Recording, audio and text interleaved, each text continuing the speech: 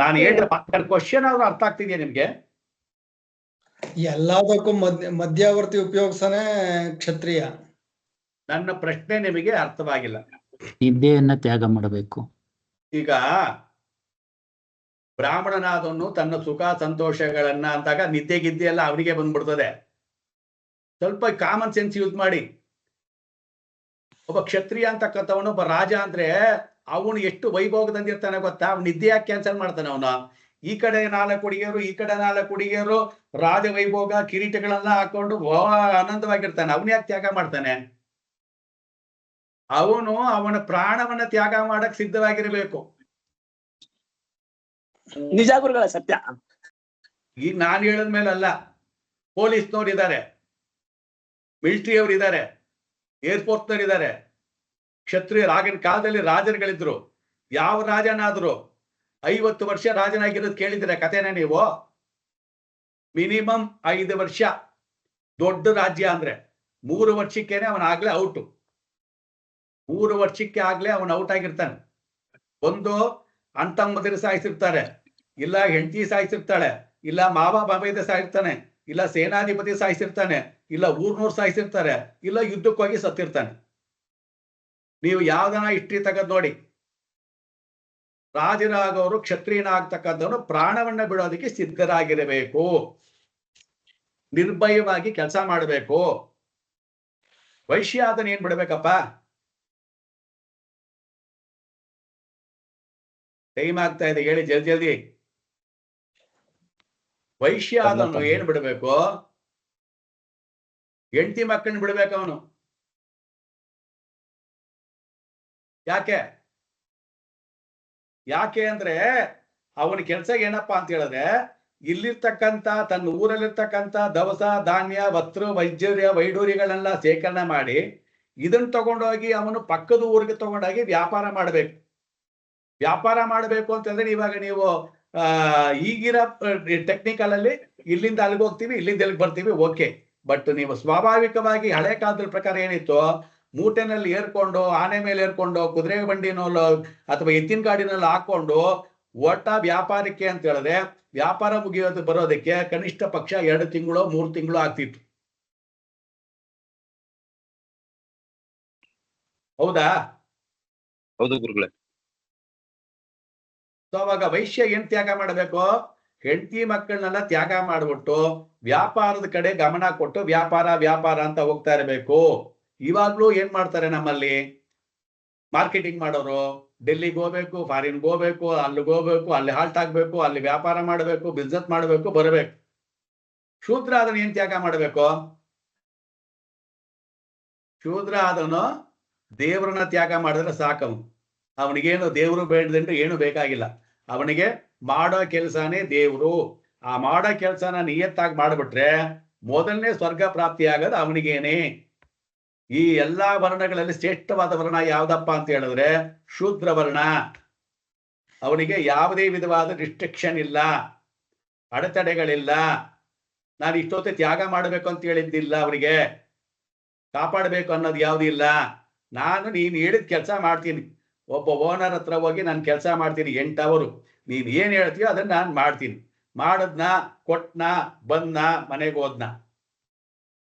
ಇದನ್ನ ಇಟ್ಕೊಂಡು ಅವ್ರು 3 ಜನ ಡೆವಲಪ್ ಮಾಡ್ಬೇಕಷ್ಟೇ. ವ್ಯಾಪಾರ ಮಾಡೋದು, ದುಡ್ಡು ಬರೋದು, ಇವನಿಗೆ ಸಂಬಳ ಕೊಡೋದು, ಇದೆಲ್ಲ ಮಾಡೋದು. ಅದಕ್ಕೆ ಶೂದ್ರರಿಗೆ ರಿಸ್ಟ್ರಿಕ್ಷನ್ ಕಡಿಮೆ. ನಾವು ಶೂದ್ರಗಳ ಹುಟ್ಟಿದ್ರೆ ಒಳ್ಳೇದಾಗ್ತಿತ್ತು, ಚೆನ್ನಾಗಿ ಡೆವಲಪ್ ಆಗ್ಬೋದು. ಅರ್ಥವಾಯ್ತಾ? ಸರಿ, ಇದನ್ನ ನೀವು ಇದಕ್ಕೆ ಕನ್ವರ್ಟ್ ಮಾಡ್ಬೇಕು ಇವಾಗ. ನೀವು ಯಾವುದಕ್ಕೆ? ಪ್ರಿಡಿಕ್ಷನ್ಗೆ.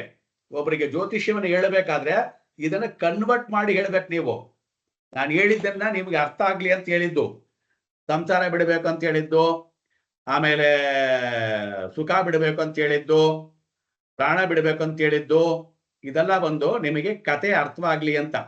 ಇದನ್ನ ತಗೊಂಡೋಗಿ ನೀವೇನ್ ಮಾಡ್ಬೇಕು ಇವಾಗ? ಒಬ್ಬ ಬ್ರಾಹ್ಮಣ ಅದು ಒಂದು ರಾಶಿಯಲ್ಲೇ ಬಂದಿದ್ದಾರೆ, ಜಲತತ್ವದಲ್ಲಿ ಬಂದಿದ್ದಾರೆ. ಇವಾಗ ಬ್ರಾಹ್ಮಣ ಅಂತಕ್ಕಂಥವನು ಜಲತತ್ವ ಅಲ್ಲ, ಬ್ರಾಹ್ಮಣನೇ. ಹಾಗಾದ್ರೆ ಕಟಕ ರಾಶಿ ಬ್ರಾಹ್ಮಣ ಹೇಗಿರ್ತಾನೆ? ವೃಶ್ಚಿಕ ರಾಶಿ ಬ್ರಾಹ್ಮಣ ಹೇಗಿರ್ತಾನೆ? ಮೀನರಾಶಿ ಬ್ರಾಹ್ಮಣ ಹೇಗಿರ್ತಾನೆ? ಅಲ್ಲಿ ಚರ ರಾಶಿ, ಸ್ಥಿರ ರಾಶಿ, ಉಭಯ ರಾಶಿ ಅದಕ್ಕೆ ಅಧಿಪತಿಗಳು ಬೇರೆ, ಅದರ ರೂಪ ಬೇರೆ. ಇಷ್ಟೆಲ್ಲ ನೀವು ಮಿಕ್ಸ್ ಮಾಡಬೇಕು.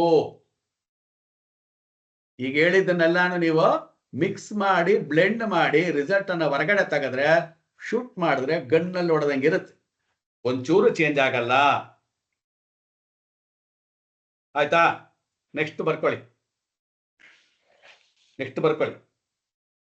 ಒಂದು ಸ್ಕ್ವೇರ್ ಹಾಕಿ. ವಾತ ಪಿತ್ತ ಕಫ ಪ್ರಕೃತಿ ಅಂತ ಬರ್ಕೊಳ್ಳಿ ಒಳಗಡೆ. ಮೇಷರಾಶಿ ಪಿತ್ತ, ಮೇಷರಾಶಿ ಪಿತ್ತ.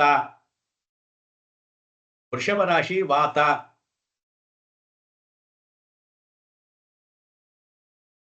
ಮಿಥುನ ರಾಶಿ ತ್ರಿಧಾತು,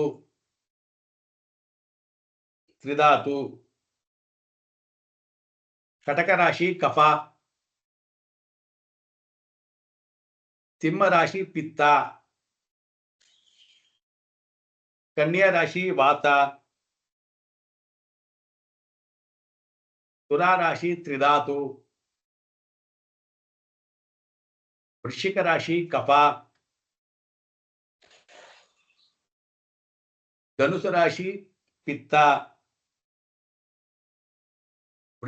ಮಕರ ರಾಶಿ ವಾತ, ಕುಂಭ ರಾಶಿ ತ್ರಿಧಾತು, ಮೀನ ರಾಶಿ ಕಫ. ಇದು ವಾತ ಪಿತ್ತ ಕಫ ತ್ರಿಧಾತು.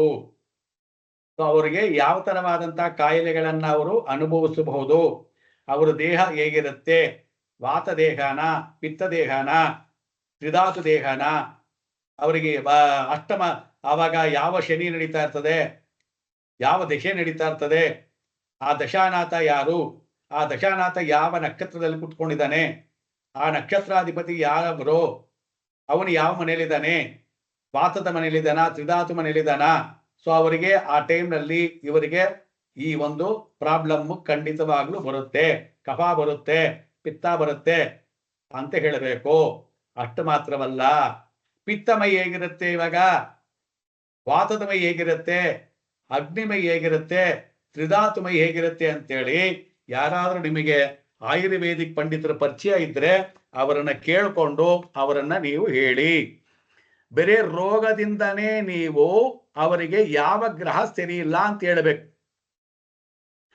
ಅವರಿಗೆ ತಲೆನೋವು ಬರ್ತಾ ಇದೆ, ಪಿತ್ತ ಜಾಸ್ತಿ ಆಗಿದೆ ಅಂತ ಹೇಳಿದ್ರೆ ಅವರಿಗೆ ಸೂರ್ಯ ಸರಿ ಇಲ್ಲ, ಪೂಜಾ ಸರಿ ಇಲ್ಲ ಅನ್ನೋ ತರ ಮಟ್ಟಕ್ಕೆ ನೀವು ಹೇಳೋ ರೀತಿಯಲ್ಲಿ ಕಂಡಿಡಿಬೇಕು.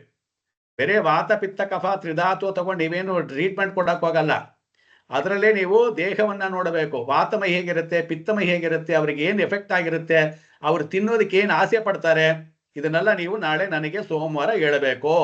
ಪಿತ್ತಮೈದವರು ಏನೇನು ತಿನ್ನೋದಕ್ಕೆ ಆಸೆ ಪಡ್ತಾರೆ, ಏನೇನು ತಿನ್ನಕ್ಕೆ ಇಷ್ಟಪಡಲ್ಲ, ವಾತಮೈನವ್ರು ಏನು ಇಷ್ಟಪಡ್ತಾರೆ, ಕಫಾಮೈನವ್ರು ಏನೇನು ಇಷ್ಟಪಡ್ತಾರೆ.